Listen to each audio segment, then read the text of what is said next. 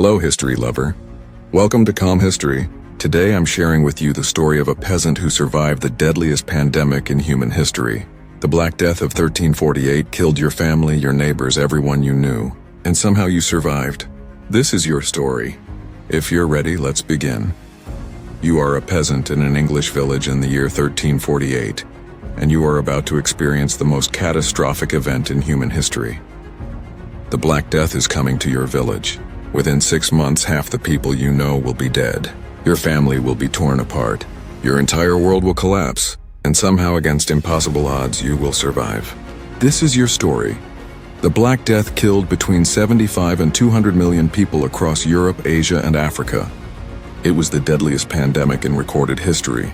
But those numbers are abstract. They do not convey the reality of watching everyone around you die in agony, while you wait to see if you will be next. That is what you are about to experience. Your village is called Ashton. It sits in the English countryside, about 30 miles from London. There are perhaps 200 people living here. You know everyone. You have known them your entire life. You were born in this village. You will probably die in this village, but you do not know that death is coming for almost everyone very soon. It is spring. The crops are growing. Life is hard, as it always is for peasants, but it is normal. You work the Lord's field 6 days a week. You live in a small cottage with a dirt floor and a thatched roof. Your family consists of your wife, your 3 children, and your elderly mother. You are malnourished, exhausted, and frequently sick, but this is normal. This is how everyone lives. You do not know that your life is about to become unimaginably worse. The first sign that something is wrong comes from travelers. A merchant passing through the village mentions that people in London are dying of a strange disease. Thousands are dead. The bodies are piling up faster than they can be buried. The merchant seems frightened, but you do not understand why. People die all the time. Disease is common. You have lost siblings to fever. Your first 2 children died in infancy. Death is part of life. You do not realize that this disease is different. A few days later, more travelers bring more news. The plague is spreading. It is not just London. It is spreading through the countryside. Villages are being wiped out. Some towns have lost half their population in a matter of weeks. The travelers describe the symptoms: fever, vomiting, swellings in the armpits, and groin that turn black and burst. The pain is excruciating. Most people die within 3 to 5 days of showing symptoms. There is no cure. There is no treatment. You either survive or you die. The village priest, Father Edmund, calls everyone to the church. He tells you that this is God's punishment for sin. The plague is divine judgment. If you repent and pray, God might spare you. If not, you will die and face eternal damnation. This explanation makes sense to you. Everything in your world is understood through the lens of religion. Disease is not caused by germs or bacteria. It is caused by sin and God's wrath. So you pray. Everyone prays. It will not help. The plague arrives in Ashton on a Tuesday in June. You do not know how it got here. Perhaps a traveler brought it. Perhaps rats carried it. The mechanism of transmission is unknown to you. You do not understand that fleas living on rats carry the bacteria. You do not understand anything about how disease spreads. You only know that people are suddenly getting sick. Thomas the blacksmith is the first. He wakes up with a fever and terrible pain in his groin. By afternoon, there are swellings, lumps the size of eggs, black and purple. By evening, he is delirious with fever. By the next morning, he is dead. His wife Agnes begins showing symptoms that same day. She dies 2 days later. Their 3 children die within the week. The blacksmith's entire family is gone in less than 10 days. Then it spreads rapidly. Within 2 weeks, 30 people are dead. The village is in panic. People stop going outside. They lock themselves in their homes, hoping to avoid the disease. But it does not help. The plague enters houses through gaps in the walls carried by fleas on rats. You can smell death everywhere. The sweet, sickly smell of decomposing bodies fills the air, because there are not enough healthy people left to bury the dead. Your mother is next. She develops a fever and starts coughing blood. This is the pneumonic form of the plague, which attacks the lungs. It is even more deadly than the bubonic form. She dies within 24 hours, drowning in her own blood. You carry her body to the mass grave that has been dug at the edge of the village. There is no funeral. There is no priest to say prayers. Father Edmund is dead. You just throw your mother's body into the pit with dozens of others and cover it with dirt. Your youngest child, a daughter of 4 years old, gets sick next. The buboes appear under her arms. She screams in pain. The swellings are excruciatingly painful, like being burned from the inside. You can do nothing to help her. There is no medicine. There is no doctor. The village healer died 2 weeks ago. You just hold your daughter while she suffers and then she dies. You carry her small body to the pit. You are becoming numb to death. This is what the plague does. It happens so fast and kills so many that you stop being able to grieve. You just exist in a state of shock. Your wife becomes hysterical with fear. She takes your 2 surviving children and tries to flee the village. This is happening everywhere. People are abandoning their homes trying to escape the plague. But there is nowhere to go. The plague is everywhere. Some villages try to prevent refugees from entering, shooting arrows at anyone who approaches. Your wife makes it 3 miles before she collapses with fever. Villagers from another settlement find her and your children on the road. They are all showing symptoms. The villagers leave them there to die. No one will help plague victims. Everyone is too afraid. You search for your family and find their bodies 3 days later. Your wife and your 2 remaining children are dead on the side of the road, their bodies already being eaten by animals. You cannot bring yourself to move them. You just stand there looking at what remains of your family and you feel nothing. The grief is too enormous to process. Your mind simply shuts down. You turn around and walk back to the village. You are alone now. Everyone you loved is dead. More than half the village is dead within 2 months. The survivors are traumatized and desperate.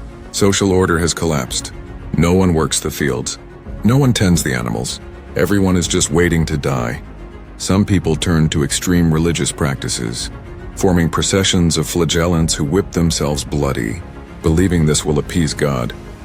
Others turn to violence, blaming outsiders or minorities for the plague. In some places, Jews are massacred, accused of poisoning wells. Humanity at its worst emerges during the plague. The village is destroyed. Bodies lie in homes where no one is left alive to move them. The church stands empty. The fields are overgrown with weeds. Of the 200 people who lived in Ashton, fewer than 80 remain. And you know that more will die. The plague is not finished. The smell is the worst part. The entire village reeks of death and decay. Bodies have been lying in houses for weeks. The mass grave at the edge of the village is overflowing. New bodies are just left on top. Dogs and rats feed on them. Death is everywhere you turn. The surviving villagers are barely functioning. Many have lost their entire families. They wander like ghosts, hollow-eyed and silent. Some have gone mad from grief. Old William sits outside his cottage every day, talking to his dead wife as if she were still alive. Margaret refuses to leave her house even though her 4 children are dead inside. She will not let anyone remove them. She just sits with the corpses waiting to die. Food is becoming scarce. No one has planted crops this year. The grain stores are running low. You eat moldy bread and whatever vegetables you can scavenge from abandoned gardens. You are always hungry. Malnutrition makes people more vulnerable to disease. The plague feeds on weakness. The summer heat makes everything worse. Bodies decompose faster.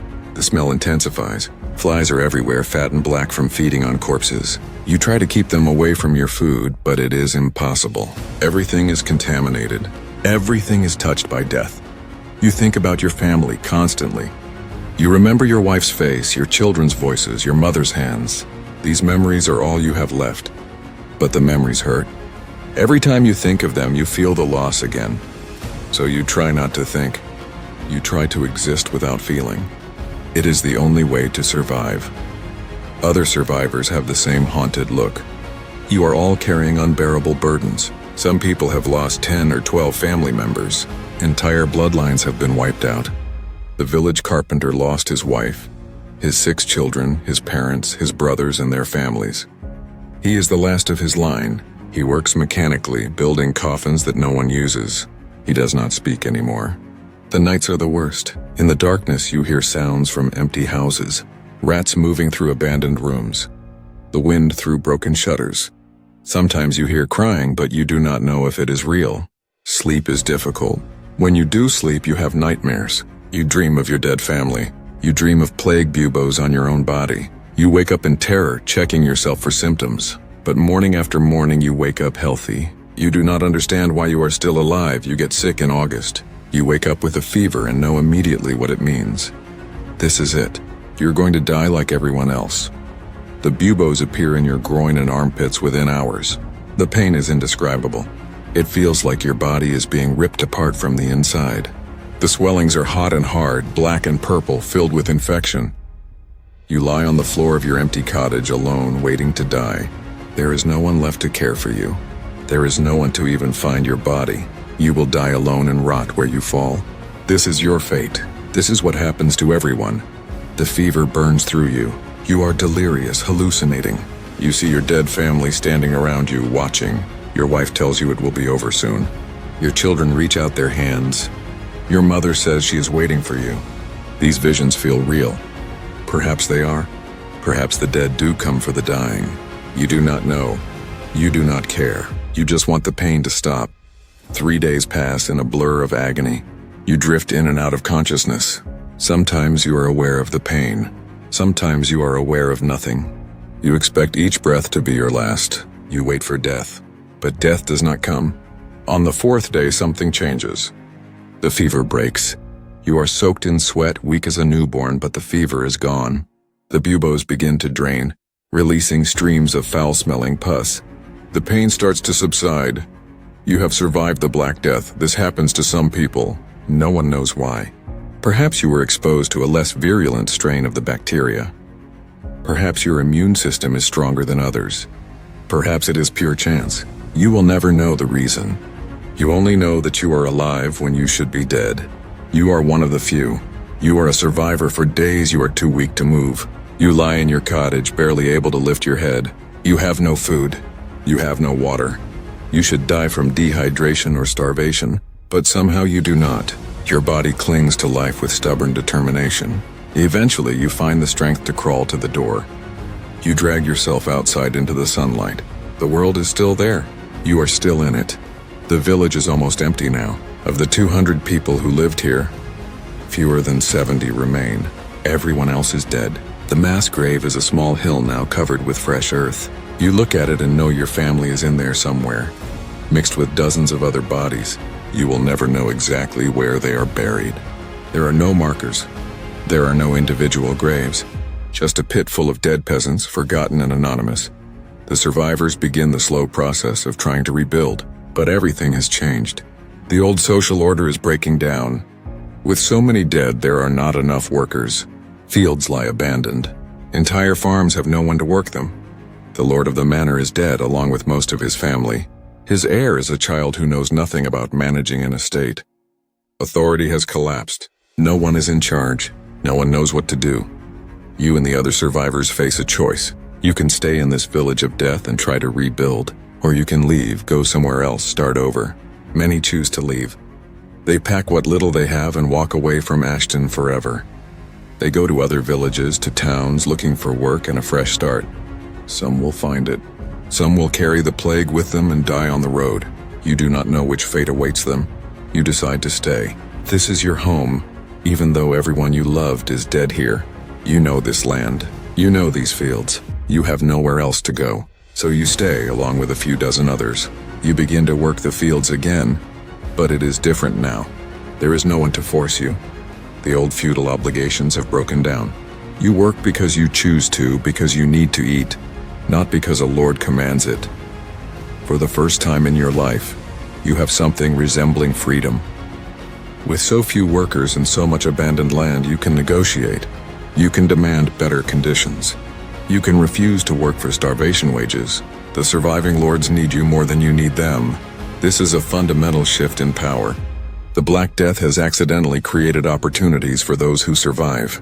But the price was the death of almost everyone you knew. The plague returns in waves over the next several decades. It comes back in 1361, killing more people. It comes back again in 1369. Each time you survive, you seem to be immune now, having survived the first outbreak, but each return of the plague brings back the trauma. You watch more people die. You watch more families destroyed. The plague becomes a permanent part of life. returning every generation to remind everyone that death is always near. You remarry eventually because survival requires it. You need someone to share the work, to provide companionship in this harsh world. Her name is Alice. She is a widow who lost her husband and children to the plague. You both carry the same scars, the same memories of loss. You do not love each other the way you loved your first families. That kind of love is impossible after what you have experienced. But you care for each other. You survive together, you have more children. This feels wrong, like a betrayal of your dead children. But life continues whether you want it to or not. Your new children are healthy, strong. They grow up in a world shaped by the plague. They hear stories of the death years, but they did not live through it. They cannot truly understand. No one who was not there can understand. The plague is your burden alone, shared only with other survivors who carry the same haunted memories. The world has changed in ways both terrible and strange. Villages stand empty, slowly being reclaimed by nature. Churches have no priests, fields have no workers, but wages are higher than they have ever been. Common people have more power than before. Some serfs simply leave their manors and no one stops them. The old certainties are gone. Society is being rebuilt and no one knows what it will look like. You grow old, which is rare. Most people who survive the plague still die young from other causes. But you live to see your 60th year.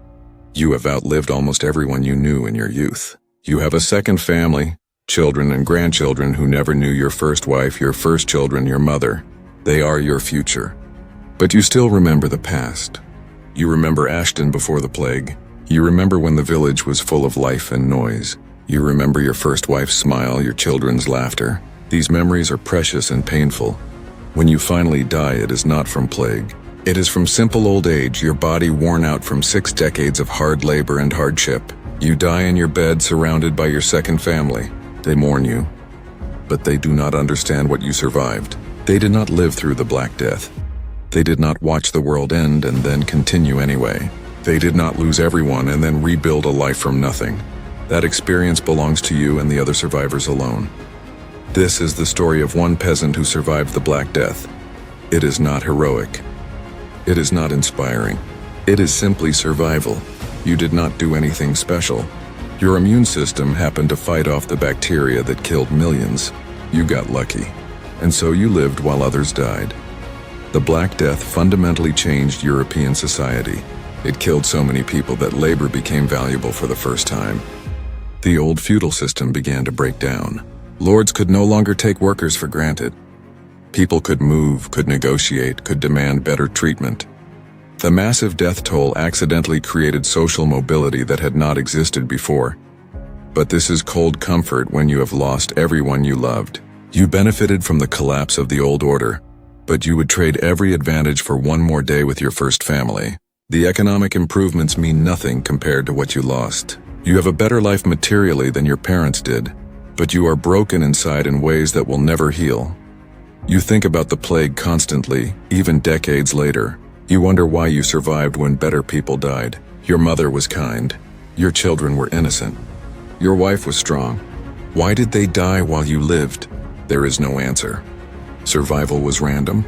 The plague killed young and old, strong and weak, sinner and saint. There was no pattern. There was no justice. There was only death and chance. Other survivors carried the same guilt. You recognize it in their eyes. You can identify plague survivors instantly. They have a certain look, a certain distance. They are here but not fully present. Part of them died with their families. They are ghosts among the living. You rarely talk about the plague with other survivors. What is there to say? You all know. You all remember. Words cannot capture it. The church tried to explain the plague as punishment for sin. But you know this is nonsense. Why did it kill priests? Why did it kill infants? The plague was not judgment. It was disease striking randomly. You live with survivors' guilt. You survived when you should have died. Why? There is no reason. Sometimes you think you survived for a purpose, but you see no grand purpose. You got lucky, the nightmares never stop. You still dream about the plague. You dream about your wife calling for help. You dream about your children in the mass grave. You wake up gasping. Your second wife tries to comfort you, but she cannot. You wonder if survival was worth it. You lived, rebuilt a life, had more children, but the cost was so high. You lost everything, and the pain never fades. You carry it until your last breath. You survived the worst pandemic in human history,